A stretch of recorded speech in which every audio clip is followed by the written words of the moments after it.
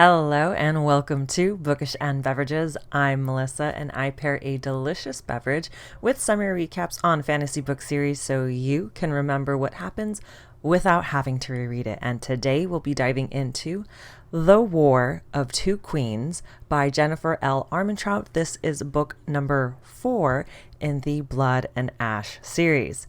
Content warning, there are full spoilers ahead. If you have not read this book, pause, save, and come back later. And for now, let's go grab our drink. For our beverage today, we'll be making a butterfly lavender tea. Here's what you'll need. In a tea strainer for loose leaf teas, add 2 teaspoons of whole butterfly pea flour, add 1 teaspoon of lavender, add 1 cup of boiling water, cover and let it steep for 3 minutes.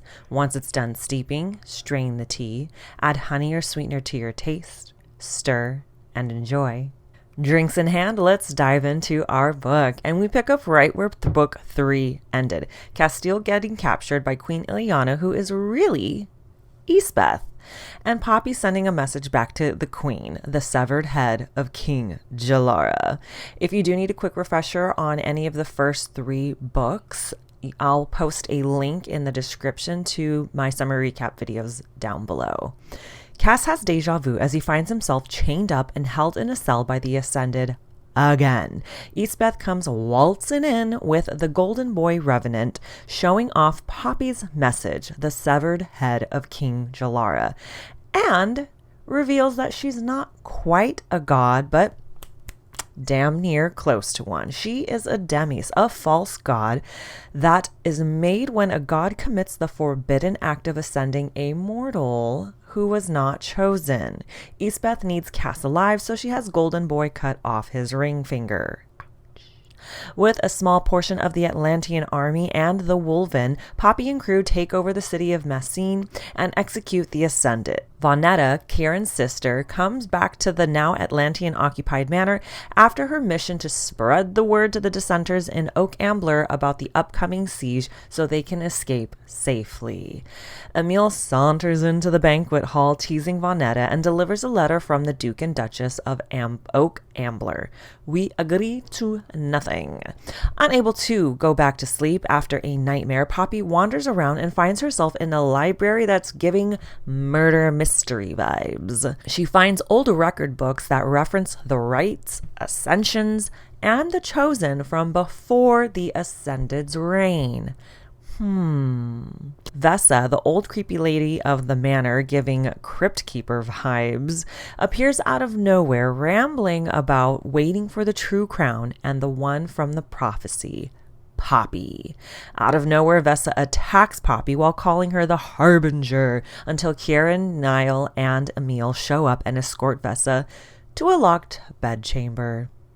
While out on a stroll, Reaver, a Draken, appears in his mortal form, surprising Poppy. During their first official conversation, Reaver reveals some intriguing information as he entertains Poppy's 21 questions. Yes, a god can kill another god, and so can Shadowstone. Poppy, you are the first female descendant of the Primal line, making you super powerful. Nyktos woke up when you were born, and you'll most likely need to feed and can feed from any blood besides a Draken because our blood will straight up burn you from the inside out. You did ascend, but you haven't finished your calling, so using too much ether can weaken you over time, and once Iris, your father, returns, the consort will wake up. And then Poppy's like, what's the consort's name? And he's like, nope, can't tell you because to speak her name is to bring the stars in the skies and topple the mountains to the sea. Well, that sounds ominous. Okay. Reaver shifts and flies off as Kieran comes with a box from Eastbeth, and Poppy uses her blood to unlock it and finds Castile's ring finger with his wedding band still on it. In a fit of rage and fury, Poppy goes into full god mode, this time with some shadows infused into her silvery white light. Kieran is the voice of reason, talking her out of leveling Solus to the ground. Once Poppy calms down, they make a new plan to infiltrate Carcedonia, the capital, to free Castile, and she names Von Netta as the crown regent. In a dream that feels too real, Poppy is reunited with Cass in the hot spring caverns as they bang, bang, bangity, bang it out. She startles awake and reluctantly tells Kieran about her spicy dream and that Cass had muttered heartmates when it looked like he had some sort of epiphany. Kieran is like, oh yeah, my dad mentioned something like heartmates could walk into each other's dreams. Soul walking. Then, out of nowhere, a supernatural storm has everyone heading outside. Lightning strikes and takes down 17 of the Draken that answered Poppy's summons. No. According to Reaver, it wasn't a storm, but an awakening. Poppy remembers what Vesa, the crypt keeper, had said to her. Finding Vesa performing some sort of a magical ritual, Poppy unalives her. It's story time with Reaver. And he's like, that old hag smelled like the stench of the primal of death, which doesn't make sense since he's been entombed for being a bad boy, and only the primal of life can release him. And that ain't happening anytime soon. The true primal of death was Colas, and the revenants were his pet project. He used magic to create them with a third of sons and daughters because they carry stronger embers of ether in them. Only a drop of Draken's blood is needed to kill a revenant, or our fire. And it looks like we might have underestimated Eastbeth. She's dangerous with the knowledge of harnessing Colas's magic. Valen, Castile's dad and former king of Atlantia, and the other generals meet up with Poppy to go over the next set of plans in the Blood Crown takeover. Let's just say many of them are not thrilled with said plans, but she's the queen and she's a god. Meanwhile, Cass gets an unexpected visit from his brother Malik. Malik heals his finger wound with a burning potion since it would be too obvious if he let Cass feed from him, and we find out that Prila, who is also Delano's sister, was Malik's bonded wolven, and she was captured and tortured when she tried to rescue Malik. 7 daggers were made from her bones, Poppy carrying the final one that Malik hasn't been able to track down. And it's time to take the city of Oak Ambler. Innocent residents heeded their warning and left. Some of the guards surrendered, and those who didn't met their fate. But where are the Ascended? Looks like they fled and left disturbing messages for Poppy written in the blood of the girls dressed as maidens. All you will liberate is death. In the temple, they find a few priests and priestesses that speak of a true king of the realms and Poppy's ties to the prophecy. Poppy and crew are led to the underground chambers for a shocking revelation where the remains of the children have been discarded from all the rites. After speaking to the people of Oak Ambler, a surprise visitor from Atlantia shows up, and it's Tawny, Poppy's former lady's maid. And while she's alive and well, she's also changed. Her hair is white, her eyes are pale like a revenant's, and she's cold to the touch. No, she's not a vampire, but she is not an Ascended either. Phew. No one knows what's really going on with her yet. She does bring some interesting information that she got from none other than Victor, Poppy's old guard and faux father figure. But how? They all watched him die. Tawny proves she wasn't tripping out or hallucinating as she spills the tea. So get this. Victor is a Victor, basically a guardian angel sent by the fates to protect someone who is destined to be special, like you, Poppy. He told me about everything that went down, even Cass getting captured. He was limited on what he could say because, balance and the fates, but he did tell me about a prophecy. Hold up. The full prophecy. And by the way, I put the full prophecy in the description below just in case you want a refresher on it. Oh, and I need to tell Poppy something in private for her ears only. Everybody else leaves and she tells her no one is allowed to know or speak the consort's name because her name is power. And you already know her name. Poppy and Cass soul walk into each other's dreams again, swapping vital intel and kisses. Cass tells her he thinks he's in the underground tunnels and that Eastbeth is a demise, and Poppy tells him that the cave cat is her dad, Iris. Rudely woken up, Cass taunts Eastbeth into revealing the cave cat's location, stabs her with a craven bone, yes, and gets fed a teensy tiny bit of blood that makes him go feral. On the road with Kieran and Reaver to rescue Cass, Poppy tells him that Eastbeth is a demise and she feeds from Kieran for the first time. Lucky for them, there was no horny blood haze. Their cover is blown when they run into a group of royal guards. God mode activated as Poppy unleashes herself on the guards until the strange revenant chick shows up with her band of creepy revenants. Your gig is up, so come with us, be our guest, and yes, your hot guy entourage can come with us too. Poppy agrees to go with the hopes of finding an escape and blacks out from the poisoned shadow stone arrow wound. 2 days later, Poppy wakes up in her old chambers at Wayfair Castle in Carcedonia. Millicent, the strange revenant chick, escorts Poppy, Kieran, and Reaver to meet with Eastbeth in the Great Hall, where she's flipping the script on what the Atlanteans have done and spewing more lies and BS. Eastbeth agrees to let Poppy, and only Poppy, see Castile, and he's in rough shape. Poppy uses her godly gifts to temporarily heal his bloodlust, requests fresh food and water for him, and stabs Golden Boy Revenant named Callum because he's annoying AF. Cannot stand that dude. Another pointless meeting of Eastbeth trying to convince Poppy to side with her. Well, maybe not completely pointless, because Eastbeth does reveal why she's really seeking vengeance. This woman is just unhinged. Basically, Nyktos left Malik on unread when he reached out to do the heartmate trials with Eastbeth, so he took matters into his own hands and ascended her instead. And then Poppy's just like, I've had enough. You crazy. It's time to get my man back. Poppy creates the mist that the Craven are usually shrouded in as a distraction and meets up with Kieran and Reaver to slay their way through to the temple. Malik shows up claiming he wants to help them find Cass and make sure they get the hell out of there. Do they trust him? Hell no. Do they believe him? They do now, because Malik confesses that Millicent is his heartmate. So that's why he appears to be so cozied up with the Ascended. Ah, what we do for love. Lost to bloodlust, Malik knocks Castile out and the whole gang heads out to Malik's friend's house. Poppy calms a feral Cass just enough to feed and come back to himself, then kicks everyone out of the room so the two lovebirds can have a banging reunion.